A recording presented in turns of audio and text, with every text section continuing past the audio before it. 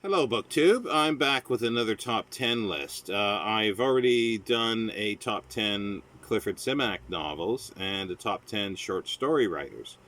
And I've been asked to do a few other things. Well, one of them was top 10 or top 20 or top 30, 50 Clifford Simmack stories. But no, that's not. I can't do that at this point because he's a writer that I like so much that I want to read a lot more. Well, I've read almost everything, but I haven't read everything. That's the key, and I have to reread before I would put my name on something like that.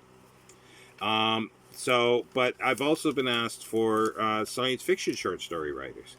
Now, I thought about that, and right away I sort of went, nah, because there's so many. But then I thought about it again and thought a little more.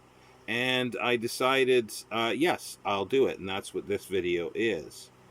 Now, my reading in science fiction, most of it is classic science fiction, so pre 1965. And for those writers, like almost every writer, was quite prolific in in short story writing. And but that in lies the problem because there's so many and there's a lot of good writers there for the period, or enjoyable. Like these are not too. This is not sort of the best literary ones in any shape or form. These are sort of more my favorites and ones that have stuck with me memory wise and were thought provoking at the time, and I remember that.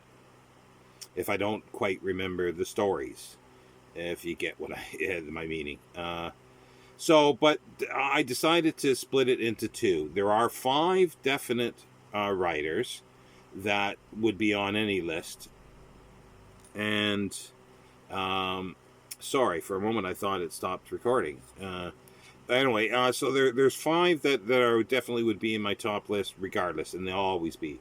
The other five are sort of ones that are going to shift as I reread authors and look at other things.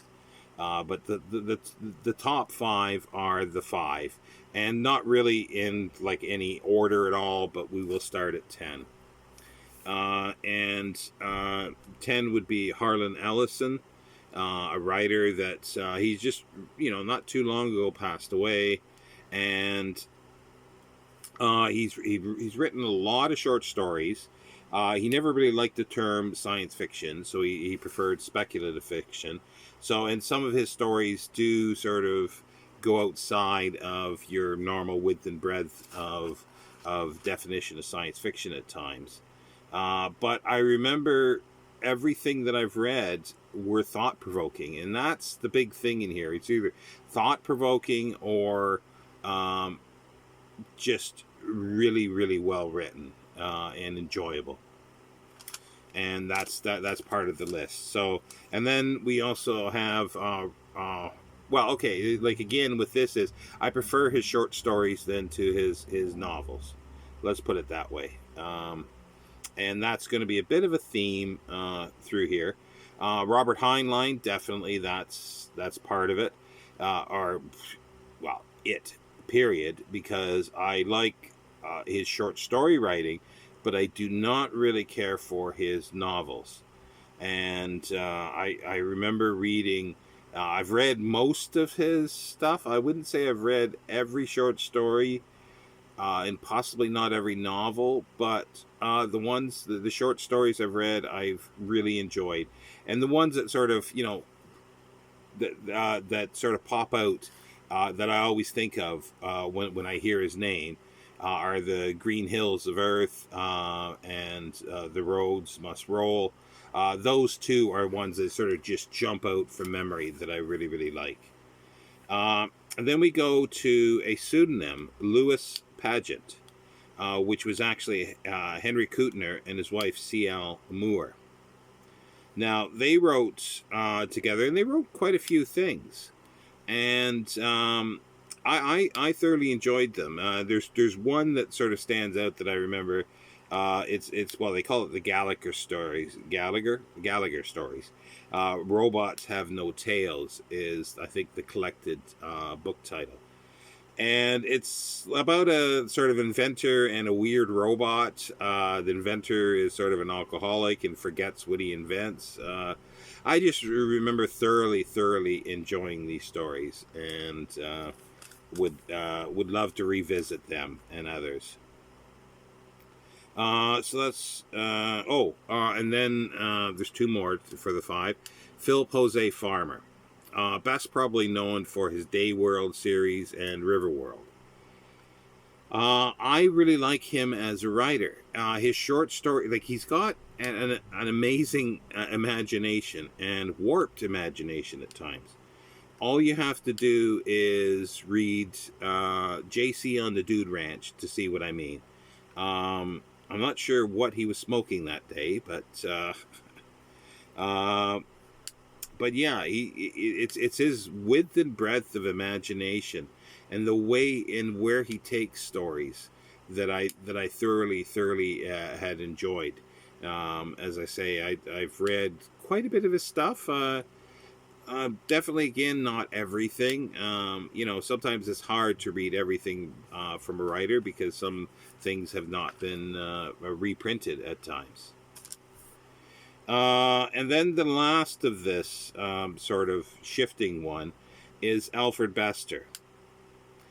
Best known probably for it's also titled Tiger, and for some reason, the main title is just slipped my mind. But I do, and he didn't write too many books, period, and definitely not a lot of short stories. But I remember a collection called Starlight, Starbright. I think there were 2 volumes of it, a collection of short stories, and a lot of his stuff, obviously, well, may not be obvious if you've not read it, but have to do with sort of psi capabilities and mind reading and things like that, which he took it to a different level, and one of the first levels that everything has been, not everything, but a lot of things and have been copied from his stories and his novels. I just can't think of the one. For some reason, the title has slipped my mind. So now we're entering the sort of the other 5 that definitely will be ones that I have no question about. And Isaac Asimov is one very prolific writer, period. Over 300 short stories. And I think, well, there's so many that are good, but some of those robot stories, like I, Robot, the Susan Calvin stories, are absolutely fabulous. And also Nightfall, and it goes on and on and on and on. The number of great stories that he's written, and a few, not so great ones as well. But generally, I think they are quite good. Now we go to number 4, which is A.E. Van Vogt. Now, we've seen him on this channel already. I've begun sort of a rereading of his books. He was a big fixer-upper, fix-up novels from his short stories. And I think, and many times, he sort of ruined some of the short stories. I mean, not ruined, but he changed them to such a way that they weren't quite as good. The Black Destroyer is a fabulous story, and it is good in Voyage of the Space Beagle, but just so many others that he adapted and he changed, and they were just fabulous on their own. There's a few stories from the War with the Rawl, and other ones that are just, fabulous short stories, but he takes them in a different way and he tacks them on to other ones in the fix-up novels that just don't ring true for the short stories at times. But that is something that I'm going to be looking at eventually. There's flies around here. is looking at the fix-up novel and the original stories and see what he did with them to make it a fix-up novel. Then we move on to Ray Bradbury, which is definitely a fabulous short story writer. And again, I suppose, like Harlan Ellison, he bridged the sort of genres, I guess, styles, and just so many. There's a nice, great big Everyman Library volume of good chunk of his short stories. There's also a University of Illinois, possibly, I can't remember now, but it just came to mind, that has been putting out volumes of all his short stories, but a critical study, in a sense, with other like first drafts and everything too, and that would be fabulous. I would love to get those. They would be kind of interesting. But yeah, and because you know, the Mars stories are just fabulous. You know, even though it's a fix-up novel, but they're from the short stories that are just utterly wonderful. And we got so that was 3. 2 is James Tiptree Jr., who was the pseudonym of Alice Bradley Sheldon, and just a really great writer all around. Sort of dark stories. I guess you would use the word feminist at times. There's a bit of sexuality or ambiguous sexuality throughout her stuff, or can be in her stuff, I should say. And one collection I remember, and I think it's been reprinted by, there's a new series of Penguin science fiction with sort of interesting covers. I'm not sure if they're good, but they're interesting. It's 10,000 Light Years from Home. I remember being a fabulous collection of short stories. Now, I think you know probably what number 1 is. And as I say, there's no order to these. Is Clifford Simmack, who wrote, I don't know, under 200, I think, short stories. But just fabulous. They are like Ray Bradbury. They're, I guess they've been termed pastoral writing.